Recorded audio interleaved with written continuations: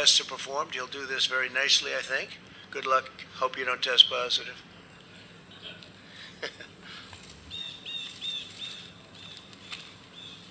So thank you, Mr. President. As of today, the nation has performed over 111 million tests for the virus causing COVID. On 13 separate days, we have achieved tests over 1 million per day, and our average test numbers are now approximately 920,000. We are now at an inflection point in testing. We now have available on average 3 million tests per day, not counting pooled testing, which could multiply that number several-fold. Half of our current tests are rapid point of care.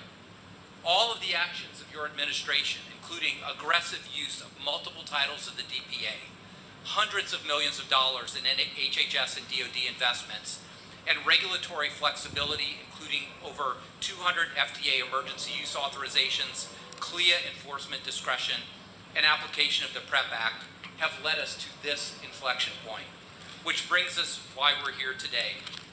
On August 27th, after months of planning and only after 1 day after the FDA authorization, the Trump administration awarded a contract for $760 million to Abbott for the delivery of 150 million of these Abbott Binax Now rapid tests. The Binax Now detects the presence of the COVID antigen. It uses a specific nasal swab, and that swab comes with the test, and it's made by Puritan. And the reason why Puritan swabs are here is because the administration used the DPA and $120 million in investment to make these swabs able to use Abbott. It does not require an instrument to determine the result. It's in 15 minutes, the result. Testing may be performed by laboratories with a clear certificate of waiver. This is not a home test. But during the health emergency, SEMA Verma and CMS permits laboratories to extend their certificate to operate in temporary sites like schools or churches or parking lots.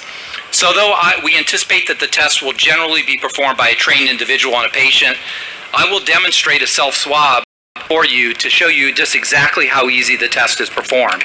So literally, it almost could not be easier. It starts with 6 drops of liquid onto this piece of paper. 1, 2, 3, 4, 5, 6. And then there's a nasal swab. And again, this is not the deep brain biopsy that we talk about. This will generally be done by a healthcare provider, but it can be done supervised. It's this easy. 1, 2, 3, 4, 5. 1, 2, 3, 4, 5. Into the test. Twisted 3 times,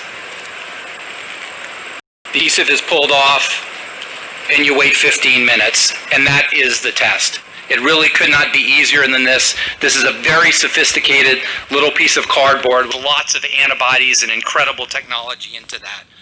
We've already shipped 65,000 of these to disaster operations in California, Oregon, Texas, and Louisiana, and we have already shipped 2.1 million tests to 7,600 nursing homes, over 900,000 tests to assisted living, 300,000 tests to the Indian Health Service, and 339,000 tests to historically black colleges and universities. Today, we start the shipment of 100 million tests to governors, beginning with a total of 6.5 million tests this week, to be shipped this week. This is in addition to the continuing support to other priorities like nursing homes. Allocation to states and territories is based strictly on their relative population.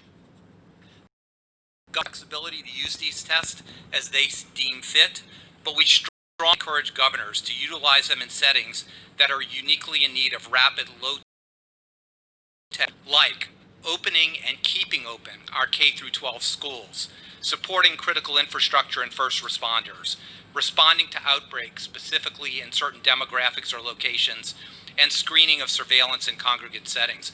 Mr. President, we just completed a briefing to the governors and their state health officials from the sit room, and we heard words like game changer for their states.